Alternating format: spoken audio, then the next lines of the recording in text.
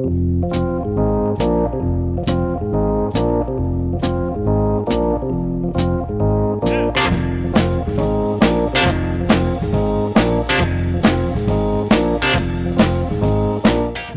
to the Two Blokes Chatting radio show on 94.7 The Pulse. Music, interviews, news, and, well, Two Blokes Chatting. Now, here are the Two Blokes. We had a guest lined up this morning. We're not saying who that guest was because it would be unfair to him, but he was unable to attend at the last minute. And Rob went for the fobs, the friend of the Blokes, and he stumbled over this chap, a former Belmont High School student who is well known to those listeners of the radio program called the Coodabeen Champions. Good morning to you, Ian Cover. No, I've changed my name by deed poll to Andy Bickle.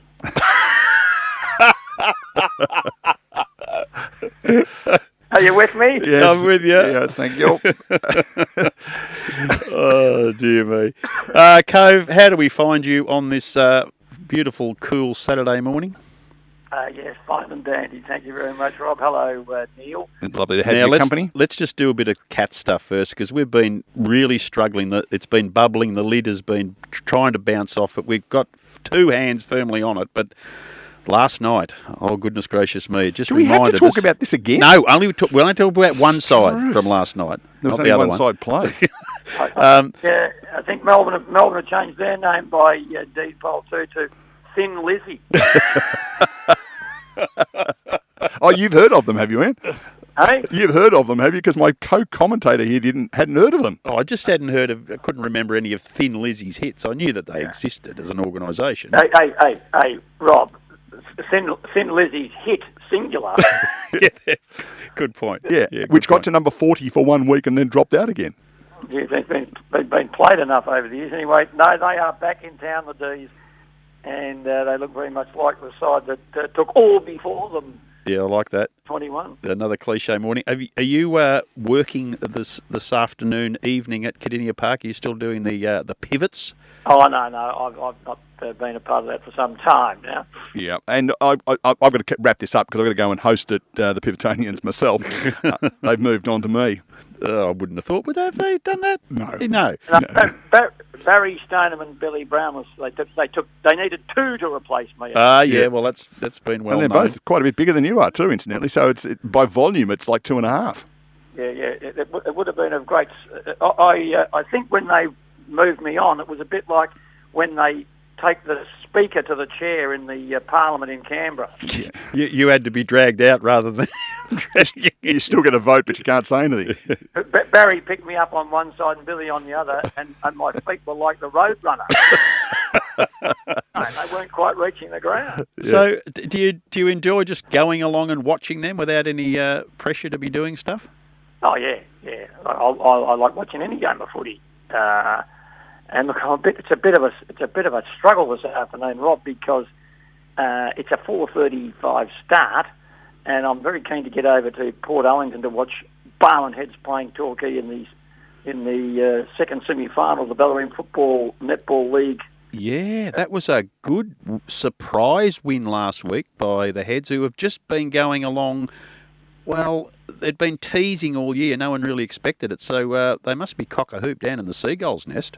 Yeah, and I think one of the things that happened during the year, we were going to talk too long, but let's talk Barwon Heads. Oh, I'd much rather talk about Barwon Heads.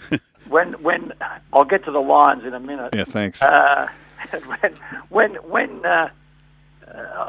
over the course of the year, Barwon Heads have had weeks where just about every week they were making 4 or 5 changes, and they took a long time to get everyone settled and players back from injury and all. And I think they finally got it, apart from the Doggy Dyer, who he was a... Doggy Dyer, you got to love that. Yeah, he was co-winner of the Les Ash medal last year. Yeah. He's I think he's gone for the season, someone was telling me, so he's a very good player, very important player. But no, I think they got most of them back, and Herberson's played the last 3 or 4 games and all. And I didn't get there, but very good sources tell me that it was a crackerjack game of footy, as good as they've seen in the Bellarine League, in recent memory, and for Barwon Heads, a terrific win. I have watched GDFL footy pretty much every week this year, and you get into a thought process, this is pretty good. When you see the good sides play, geez, this is pretty good footy. But on a couple of occasions, I've wandered off to have a look at the old club Motowari, and the difference between the two is vast. And I guess there's another vast difference between that and the GFL. So footy locally is pretty healthy at the moment. Yeah, and which is terrific given the 2 years of interruption. Yeah. You wonder whether, some players might have given it away or they're 2 years older, etc. But by all accounts, the footy's been pretty good, right, as you say, right around the district this year. And attracting high-quality names, your own club at Barwon Heads as Nathan Brown. And had you lost last week, or if Motowari win on Sunday, mouth-watering clash next week, Nathan Brown v Aaron Black. That's pretty handy for local footy. Sounds like a Dulux colour card. It does indeed. Yeah, well, I did see Aaron Black playing for Motowari earlier in the year when they played Barwon Heads. He spent time at both ends of the ground. Nathan Brown spends time at only one end of the ground. Yeah. And here's a good, because he played in the Collingwood Premiership in 2010. Yep. And he played all his career at centre half back, and his sole purpose in life was to punch the ball away from his opponents. And he did it very well, including on Nick Riewoldt in the grand final. But do you know who he lined up his first 3 games of AFL football as a youngster who he was opposed to? No, but I love trivia questions. Yeah, in order, Matthew Pavlich, Jonathan Brown, Nick Riewoldt. Welcome to the big league, son. So I think he said to them at Barwon Heads, if I'm going to play, I'm not playing in a back line. I've watched a few reasonable forwards play in my time. I'll probably not get the caper. And is our Logie winner playing for it? Because I'm a Barwon Heads supporter, you understand, yeah, I know from years. Is our Logie winner playing? Well, I think he's played the last 2 or 3 games. I haven't seen them in recent weeks because I had a couple of weeks away and I couldn't get there last week. But yeah, I see he's been listed as playing. Yep. He can seriously play, as well as having a what is it? Is a burgeoning media career? Is that the right word? That's right. Yeah. No, I think it's gone beyond burgeoning. And apparently the trick is play a reserves game, get half a Big Mac and a couple of cans of Coke in you, and you'll do all sorts of amazing things in the seniors. Oh. There's plenty of those sort of stories. We were actually up at Ararat last weekend doing our show last Friday. It's heard on 3MP and the Ace Radio Network between 4 and 6 on a Friday. Beautifully done, eh? Yeah. Thank you. You want to promote the program while you got the chance? We went there because the local station had flicked the switch from AM to FM. And as well, Ararat Football Club was celebrating their 150th anniversary. Now, there's not many clubs at any level that 150 years. That's an incredible record, isn't it? Well, Rob was there at the establishment meeting. Yeah, he emceed the president's lunch at the first game. I've got a mate who lives just outside Ararat. Good morning, Shane and Jane, if you're listening. They run a winery in the foothills of Mount Cole. And he rang me during the week and he goes, hey, your mate Cove was in town with his mates. And I said, yeah, okay. And he said, would have been handy to know. Apparently didn't know it. No one knew it was happening. No, it was broadcast widely on the network. They had it in the Weekly Advertiser, which is the local paper. There's a full-page picture of us saying, come along to the Ararat RSL 4 o'clock Friday. Tell your mate to just get out a bit more. Well, he went to my high school. He probably can't read. There's posters all over town. No, he's out of town. He didn't know. He was most disappointed. He said, tell Cove I would have been there if I had have known. Well, and we told the listeners the week before we were going to be there, so clearly he's not listening to us. No, he's often listening to the Two Blokes Chatting podcast, which is available in all good podcast stores. Sorry, I'm just going to promote ours. It was interesting. They were having a big ball in the town hall on the Saturday night after our home game last Saturday. And in the foyer, I went to the town hall Saturday morning, and they had all the jumpers up that they've worn in the 150 years. And I'll send you a photo of it to when I finish talking to Rob's number, and you can and Rob, you can then test Neil to see how many of the colour combinations he can get. They've had 150. Yes. Okay. No, that sounds good. Now here's a piece of trivia about the Addy. It is the Advertiser, isn't it, up there? The Ararat paper. I think it is. Yeah, it's owned and operated by a chap who used to do radio in Melbourne, a chap called Craig Wilson, who used to do news on 3AW many years ago. Oh, yeah, I remember Craig. Yeah, he owns and runs that. He also runs the paper up in the Pyrenees. I only know that because Shane was telling me he was talking to Craig the other night, and he's probably going to do a promotion of the Regional 250, a podcast that is available also in all good podcast stores. Check that one out, the Regional 250. Neil clearly doesn't sleep, Rob. No. He's just recording podcasts. Well, no one will listen to me, so I figured if I record it, someone might. He's keeping himself busy. I'm just trying to bring the balance of the promotion back down the top. Anyway, that's a long way from so if I go over to watch, I can't leave at 3/4 time if it's close at Port Owens and then get into Geelong. What am I going to do, Rob? No, you've got to stay and see your side through because...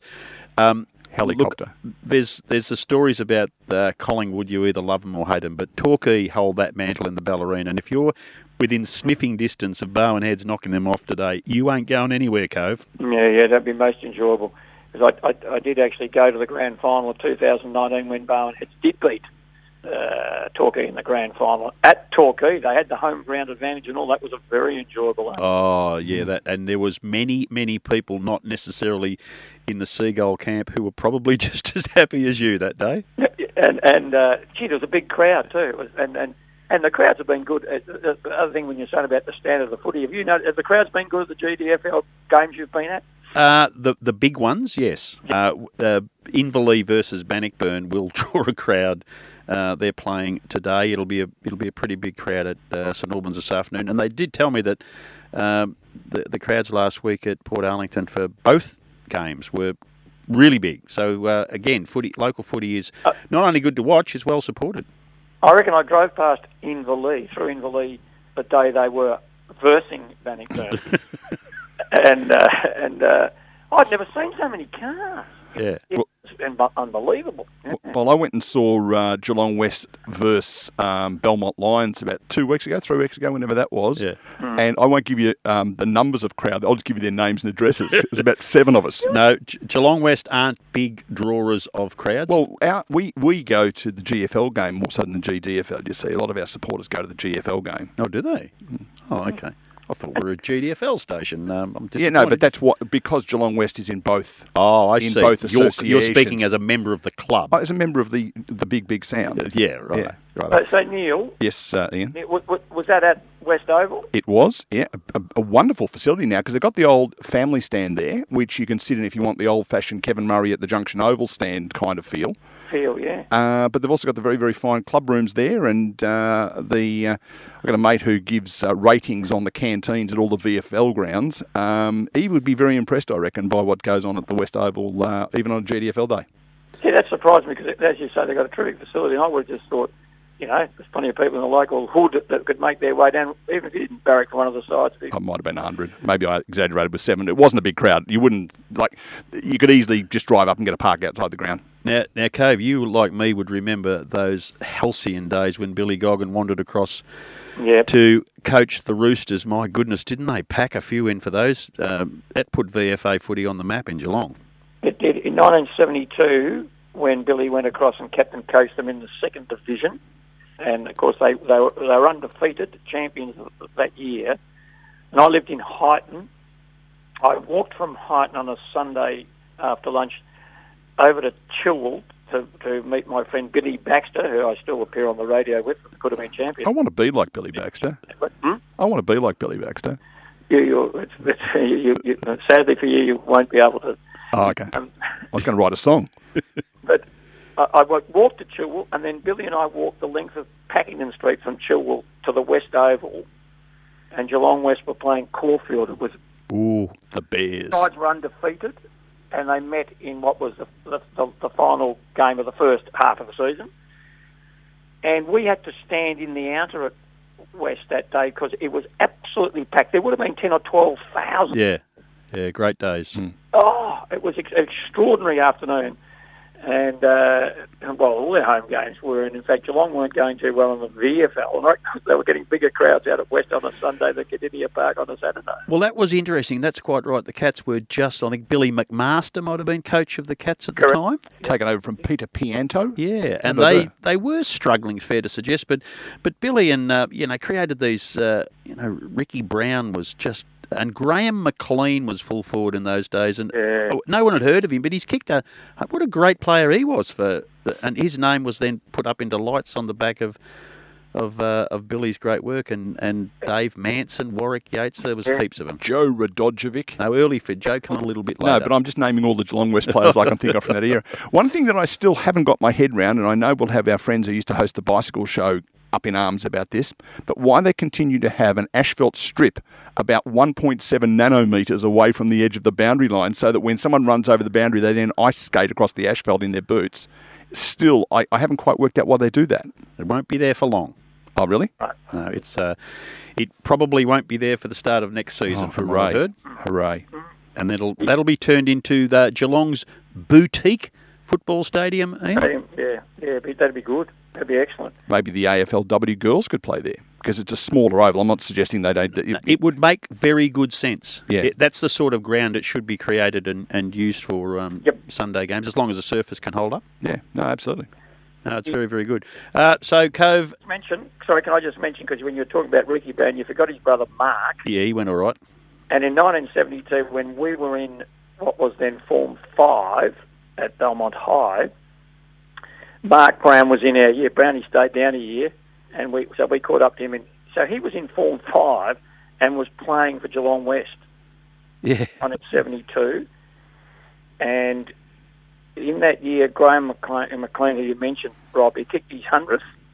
How did he get his 100th goal? Oh, no good. I wish my mate Skippy Carroll from Geelong Line Marking was there. He would know.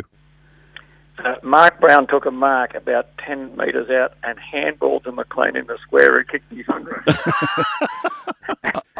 Magnificent. Oh, I beg your pardon. Surely it was a Joe the Goose. It was a Joe the Goose. He gave him one over the top. Oh, he gave him one? Yeah. He gave him one too? He gave him one too. Fortunately, they didn't take the boy off. Oh, magnificent days. I don't know. We went to school on the Monday. Gee, did we give it to Brown? He said, "Oh, yeah, you were just wanting to be the hero." Into his 100th, Another little bit of trivia around Ricky Brown. You may remember the game as a Bellarine Grand Final. Ricky Brown was coaching Torquay, and Ron Tenabell was coaching Drysdale, and they played off at Leopold. And the game was umpired by Glenn James. I was there at that game, and that was a fantastic game of football. What an atmosphere there was. Glenn James was best on the ground. His umpiring that day made the game brilliant. He was larger than life. People knew of him, but what a magnificent game. That's as good a game as I've still strong in my memory. Same here, and I reckon it was 21 goals to 19. Yep. And Greg Scott. Yep. Kicked 7 for Drysdale in the forward pocket. By this stage, I'd moved on to uni, and I was at the Gordon doing a course which morphed into one at Deakin, and one of the blokes in our year played in the back pocket for Torquay that day. I think Greg might have got 5 or 6 of his 7 on from uni. There was a man who knew where the goals were, Cove. Oh, yeah. With the sleeves. Always had the long sleeves. Yeah. And a marvellous cricketer too, I might add. Yeah, very much. And Ricky, I remember it was end-to-end stuff. Then there was a couple of centre bounces where Ricky Brown basically got the ball out the middle, kicking to the Yu-Yang's end, and just unloaded and kicked 2 magnificent on the run from outside 50. Gee, it had everything, didn't it? Oh, it was just a great game. And then I want to get back those days. I remember going to the Princess Park one day, and Footscray kicked 22 goals and got beaten by Geelong. They're the sort of games we want to get back. Yeah, exactly. I love that stuff. Leo, our esteemed station manager, wishes us well and has 1 or 2 comments we won't mention on the radio. Well done. We're not in trouble again, are we? No. Oh. He wants to know why when he digs a hole it's full of water, can you stop the rain, please?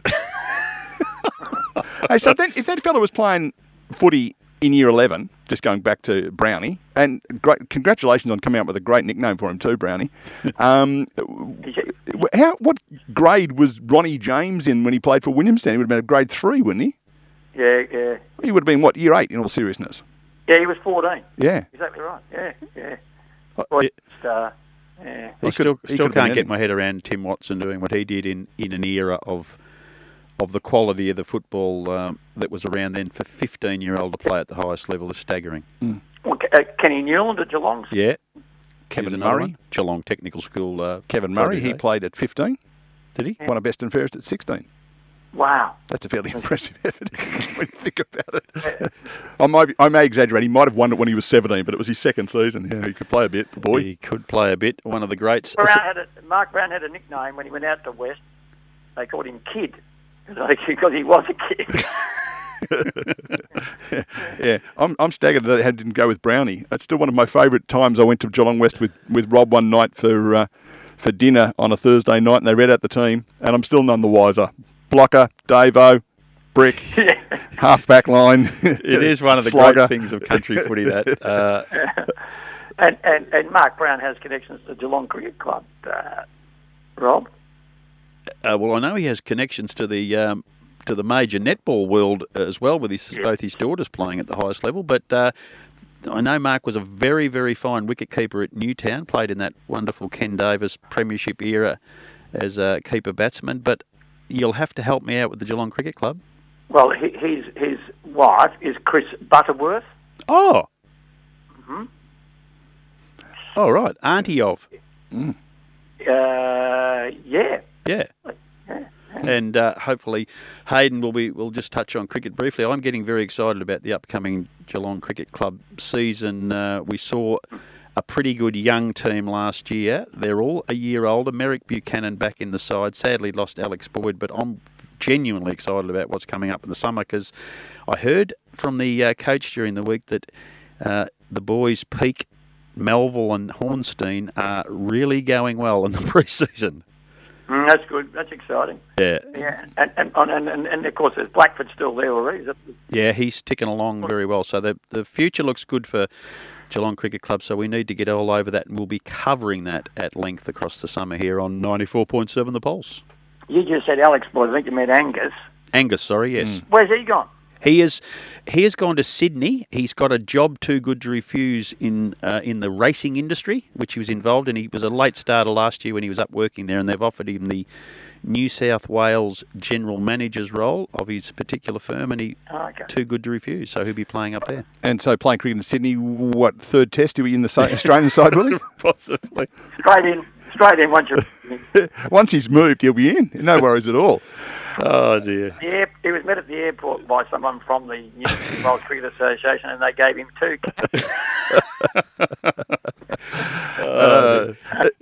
Ian, we need to move on and do some other things. Always a great pleasure to have our fobs on the program. I trust that you have a very pleasant day watching the Barneds boys, as Bucket likes to call them, spelt Barneds, Barneds, and the Geelong Cats. I hope you have a more successful evening today than I had last night. Yes. Well, we're going to talk about Geelong, won't we, Rob? But anyway, we'll leave it. No, we've talked more than enough about last night and this weekend's football, I think, already. Cove, thanks very much. Short notice, had no idea what we're going to be talking about, but and lots still of interesting... we don't have any idea what we're talking about. Lots of interesting places we've visited in that little irreverent chat. I look forward to another one.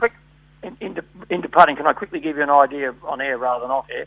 Last week, one of our guests up at our wrap was Tom Boyd. Oh, yes. Oh, yeah. And you ought to get him on your show. He was very impressive talking about... He's doing a lot of work with WorkSafe as a country football ambassador, particularly in the mental health area, particularly with young people. He's written a book, which I'm halfway through reading, which is fantastic, about his whole experience of growing up and being the number 1 draft pick and all that sort of stuff. And his best mate out in the Eastern Ranges growing up was Neil. Was it? I don't remember him being my best mate. Oh, that was a question. Dan McStay. Is that right? Get out of town. I was going to say the boy Patton. Year ahead of him, I think. Okay. Matthew Boyd spoke at the Corio Footy Club earlier this year on this exact subject and blew him away, Cove. He was apparently sensational. Tom Boyd.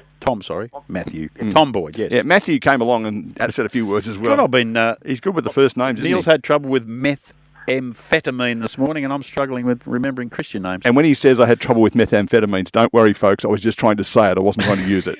Right. So anyway, this is Ivan Kovac. Give our regards to Thin Lizzie when you see her. Thanks, Cove. All the Thanks, best. Cove. See you, mate.